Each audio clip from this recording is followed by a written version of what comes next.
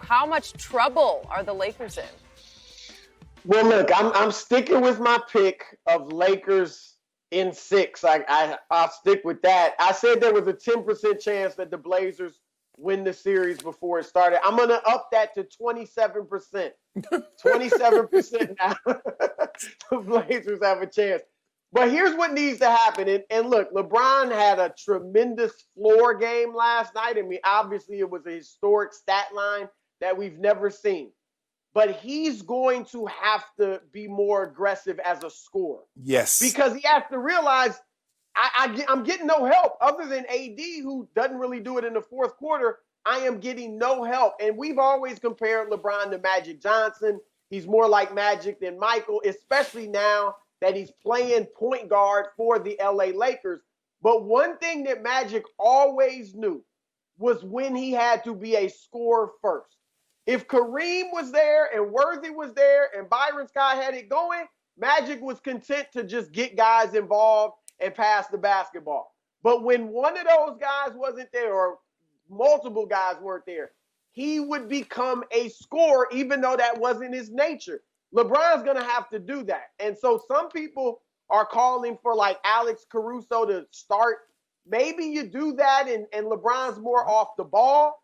And then he has more of a mentality just to score. But whatever the case, he's going to have to be more aggressive looking for a shot. And I know he doesn't always like finishing over 7-footers. And they've got 2 of them in Portland. And you saw he had trouble finishing at the rim yesterday. But he's going to have to keep attacking. And if it means getting your shot blocked, if it means getting fouled and not finishing and have to go to the free throw line, he's going to have to do it. But these guys aren't going to give him enough help. Kuzma will be hot a game or 2 or maybe more.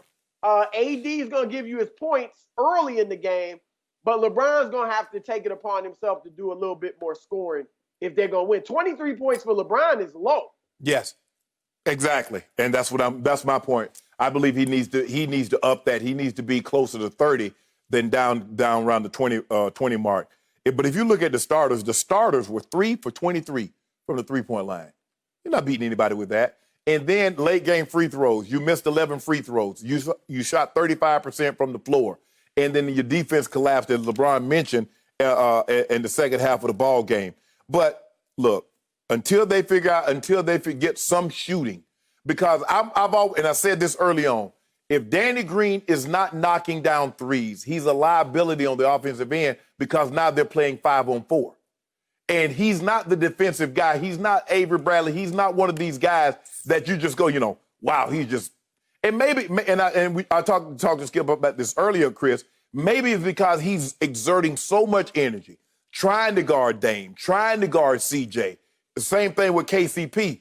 But when they weren't guarding guys that were CJ and Dame in the bubble, they were still struggling shooting the threes. So we can't use that as an excuse or saying, well, maybe they have dead legs. They got to play better. But even if they play better, I need my stars to shine bright. Because when it gets night, I want to look up in the sky and I want to see stars. And I want to see it shining. And my 2 stars did not shine like they were supposed to last night. I go outside at 10 o'clock at night. I need to see stars, Skip. I need to see stars, Chris Broussard. And I didn't see no stars. Tomorrow night, you'll see stars. I know I said Lakers in 3. I'm now saying Lakers in 5. Enough of this doom and gloom. They're still the Lakers. It's still LeBron James and Anthony Davis, and they're just better than Portland. It is time for them to impose their will psychologically on this team. It's time for them to go out and have a tour de force game they are highly capable of having. And to me, it starts with what I think they should do tomorrow morning. They should go to shoot around. There was a story 2 weeks ago out of the bubble that LeBron James, Anthony Davis had finally decided, we don't love shoot arounds anymore. We don't go. I don't know any other NBA team that doesn't go to shoot arounds. I might be missing one. Maybe it's been under the radar, but it's time to go back to shoot around. If for nothing else, just to change your luck, right? Just to break the hex. To shoot around. Yeah, just to shoot around. Shoot 3-point shots. Feel better about yourselves because you guys know 3-point shooting is a state of mind. It's psychological confidence. It's a feeling. It's an aura that you get, and it's contagious on a team. And once somebody makes one and then somebody else makes another one, you see what happens. I've seen Danny Green make 6 or 8 in a row. Yep. I have. I saw him on, what was that night, November the 1st at Dallas? Who made the shot of shots in the corner? Skip, you remember opening night against the Clippers? Yeah. He had 28. He did. He had 28. I've seen it before. I'm a Danny Green friend and fan. I've been watching him since he was a baby in this league. And for all those years with the Spurs, it can be heaven, it can be hell. He set the 2013 NBA Finals record for threes in a finals.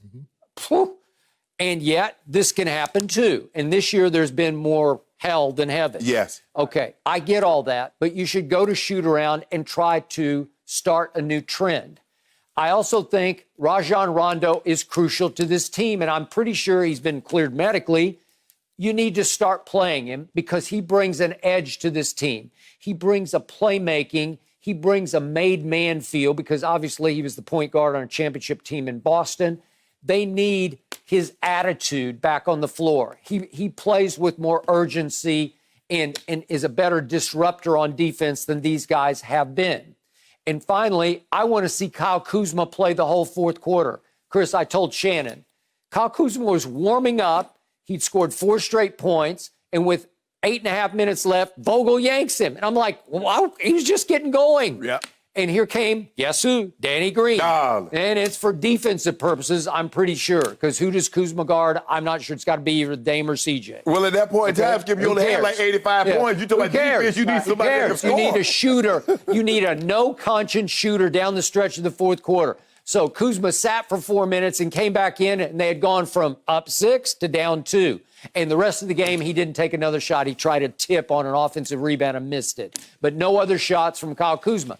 You need to get your shooters shooting in the fourth quarter, so I didn't get that. But I still say if they'll come right out of the gates tomorrow night and impose their will, they are the better basketball team, and obviously they were all year long. Look, here's the thing, and I'm sticking with them, so I'm with you, Skip. But Portland is legitimate. We should not think of this as the Portland of the regular season. Because I have always loved Yusuf Nurkic. I'm not saying he's a Hall of Famer, All-Pro, or anything like that. But he's got swagger. He's got toughness.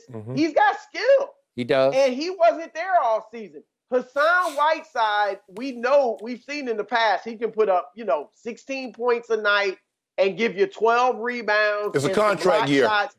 His problem usually is that he can't get out and guard the 3. Right, that's where he gets exposed because he won't go out there. He can't go out there and guard the 3. But against the Lakers, you don't really have to worry about that. Right. So now those two are valuable. Carmelo, we know he's not as good as LeBron. He's actually even a year older than LeBron. But he's not afraid of LeBron. That's the thing. Melo doesn't, cower at the sight of LeBron James like some players. And we know Dame and CJ aren't. So they aren't afraid of the Lakers. They shoot much better than the Lakers.